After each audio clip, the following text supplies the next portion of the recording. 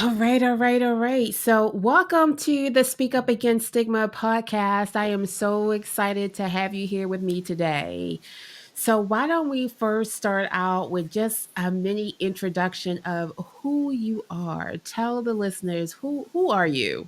All right, hi, you guys. I'm Shanyce. I am a therapist and a yoga teacher and an author. Yeah, that's who I am. That's me. So, in your past, you've been a mental health therapist, right? Or a counselor. Yes, And you also teach yoga. yes, I do. And I just learned today that you have 2 books, and then you're gonna be in Speak Up Against Stigma, Her Mental Health Journey, so that would be a 3-time author. Yeah, I just realized Wow. that in that moment. Hold on. Yeah, yeah. So that is something remarkable and something to be proud of. Thank you. I think not too many people can say that they've written a book on their own or participated in an anthology like Speak Up Against Stigma. So that's kudos for you for just like putting yourself out there, being able to tell your story and help others through all of that. Thank you. So, tell me about what made you want to share your story and speak up against stigma, her mental health journey. Grief is not talked about enough. It's just something that's there, and many people don't realize how grief impacts mental health because it really does impact your mental health. And so for me, grief started at a young age, and I really didn't understand it until I went to college and realized how grief really played a huge role in a lot of my day to day emotions as a child and as a teenager and in my early 20s. So I wanted, my motto is if I don't do anything else, I want to make someone else feel heard and be the reason or the inspiration behind someone doing their own inner work or healing a part of themselves that's pretty difficult to heal sometimes. So I decided to take this leap of faith and do that. Wonderful. So, tell me about the story that you wrote in Speak Up Against Stigma, her mental health journey. So I wrote about the most recent grief in my life, which was my grandmother, who was also my best friend. Um, they like to say she had favorites and that I was the favorite, but she would tell me that wasn't true. But I finally accepted that I was probably the favorite. So, because we did have a really close relationship, we've always had a really close relationship. In how I have since navigated life with that type of loss and then gaining something in the midst of my loss and also losing that something before I finished processing my loss. Wow. I can say from reading your story a couple times because we've had a couple edits, it's just gotten better and better and better. And the last revision that you submitted, I remember clapping my hands because you just nailed it. You hit it.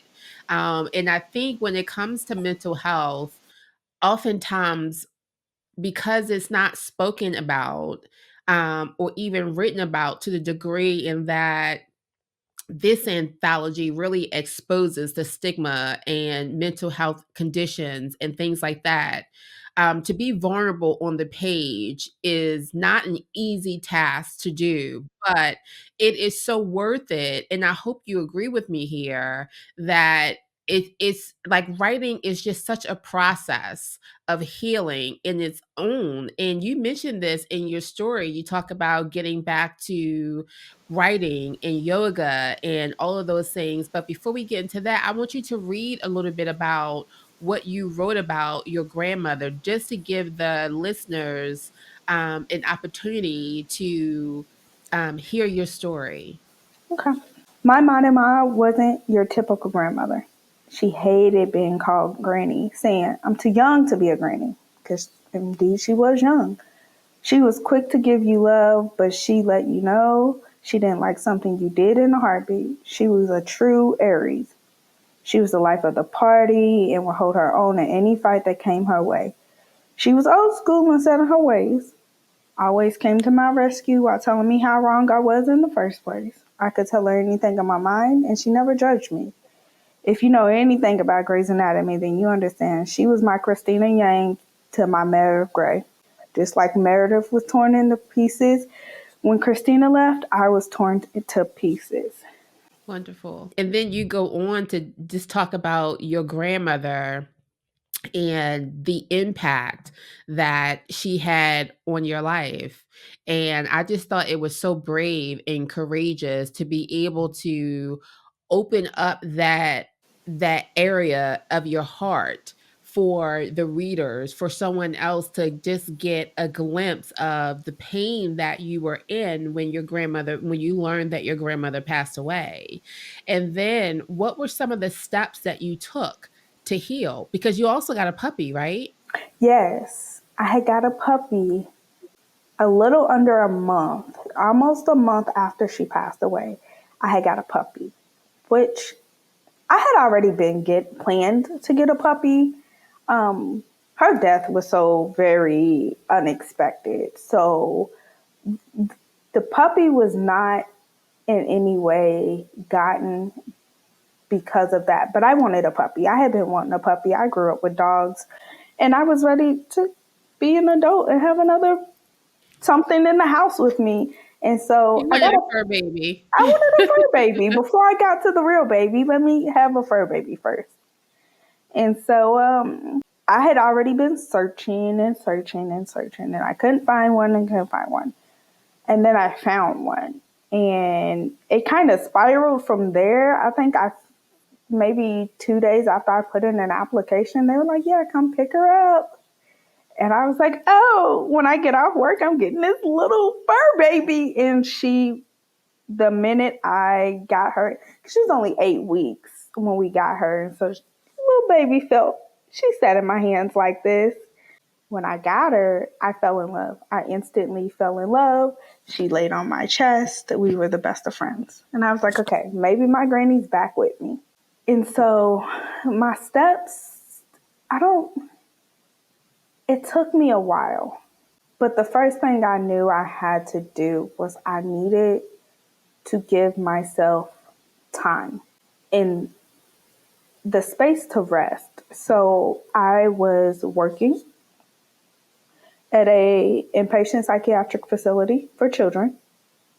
I was going to school full time, and I was in my practicum. So I was in the first of 3 semesters where I was getting hands-on experience to become a therapist. And between the 3 of those, I needed a break because I couldn't help other people experiencing mental health if I didn't take the time to take care of my mental health.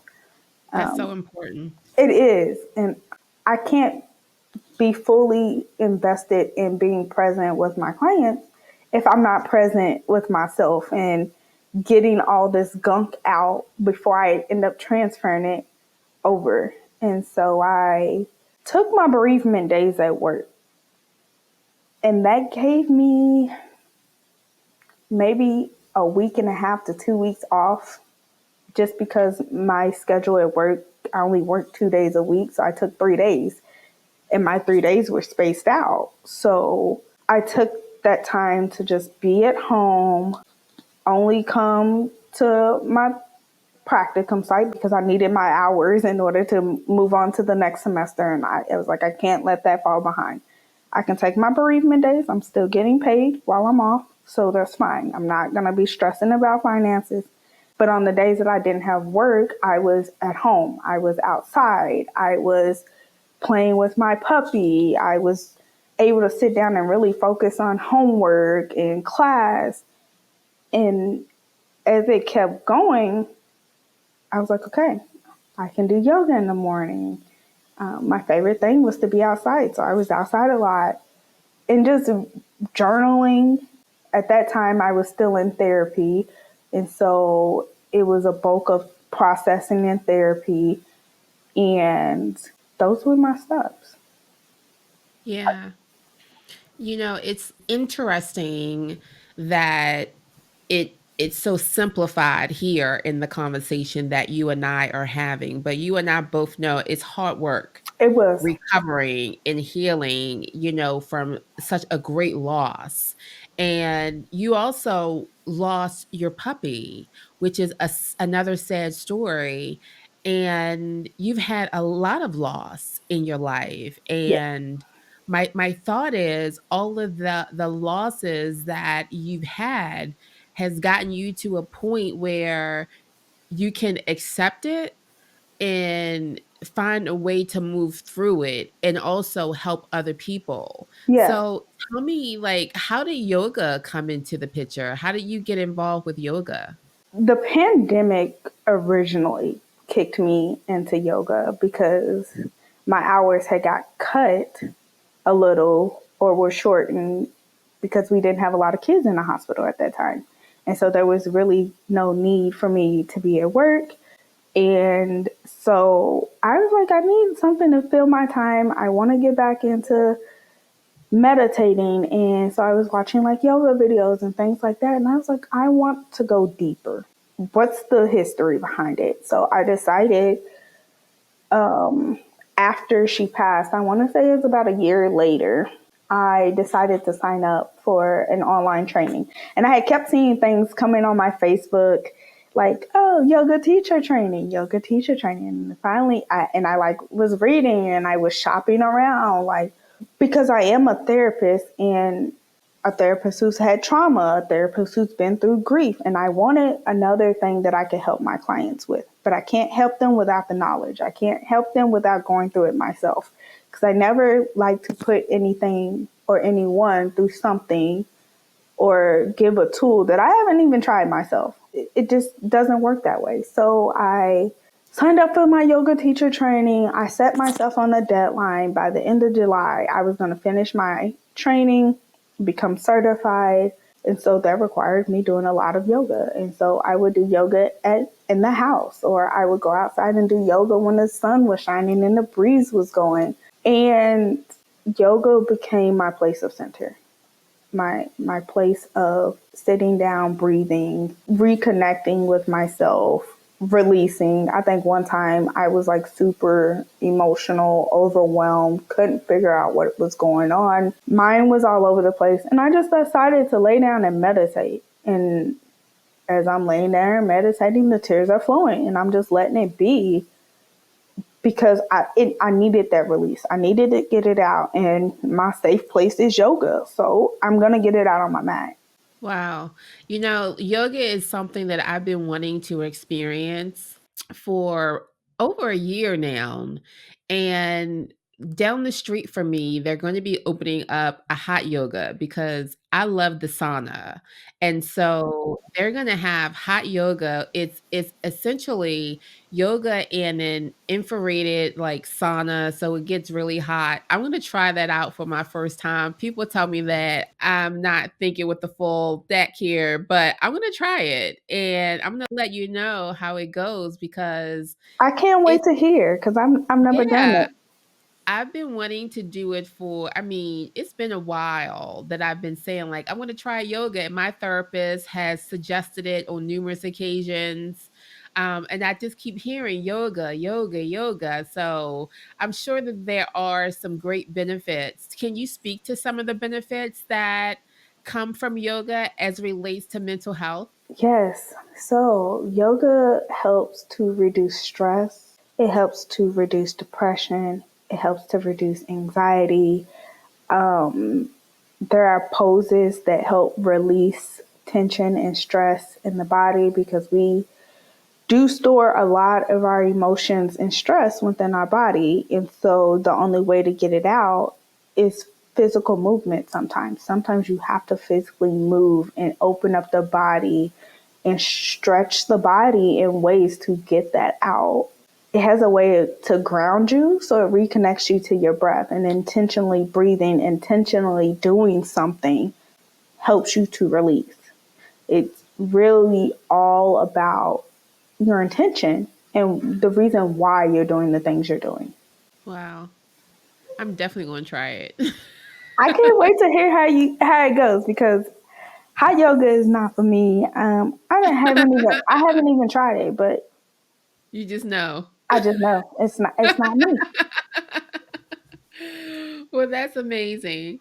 So, you wrote the story. What made you want to tell your story? I know you said like grief is not talked about often, but was it hard for you to come to the decision to write publicly about your loss with your grandmother and the impact that her leaving this earth had on you? Was that difficult? And talk about your writing experience. How was that for you? So it was hard. When I originally approached this, I was like, I don't know what I'm gonna write about, because out of the million things that have happened, what could I write about? Like, there is so much that I have been through in my 27 years of life. Which story do I pick? And then I was like, That's often the kryptonite in writing, especially about mental health, because it's not just one story. There are plenty of stories. And so it is, which story do I tell that is impactful for someone else? So I've been there before. It's like, okay, this is a story I'm going to tell. But I even still struggle with, there's one story that I haven't released yet because I'm still healing from it. And I'm just not ready to peel off the band-aid off of that wound. So, I get it when you say, like, which story do I choose? Because you can choose so many. yeah, it's like, oh my gosh, what am I gonna choose? And I think I went with this story because it was fresh and I was still coping. But I wasn't, I had my puppy, I believe. No. When I originally was going to start this, I still had my puppy. And so she was going to be a part of the story, but she wasn't going to be a part of the story how she was. And when I really did start to sit down and start writing, she had passed, because she passed right before Christmas, the same year Wow. that my grandmother died. And so I was like, okay, here I am, two losses in 1 year. However, this is not the first time I've had two losses in 1 year or multiple losses in 1 year. But these two are two that hit the most. They're because these were my people, these were my comfort, these were my support. So I was like, okay, writing is healing for me.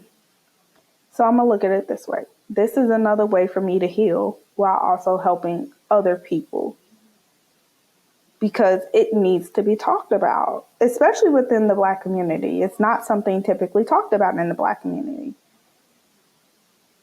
We just pick up our bags, we keep going, we go to work still, we go to school still. Emotions aren't important. And I was like, no, I need to prioritize and then show someone else that it is okay to prioritize your emotions. It is okay to take time and feel.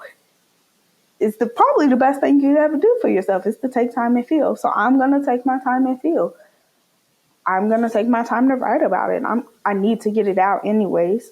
And I was going to probably get it out in my journal. So why not use it as a way to help someone else?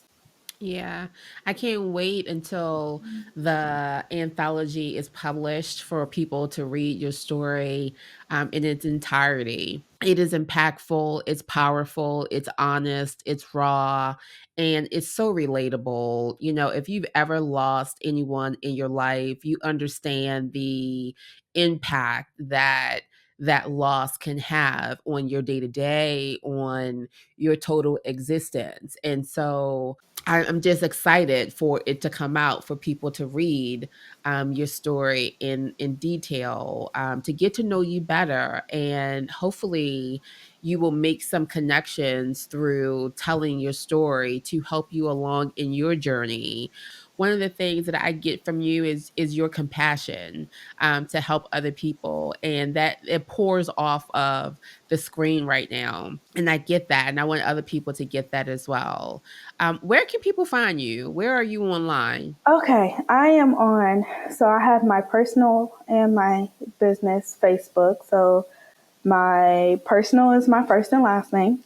You can always follow me on there.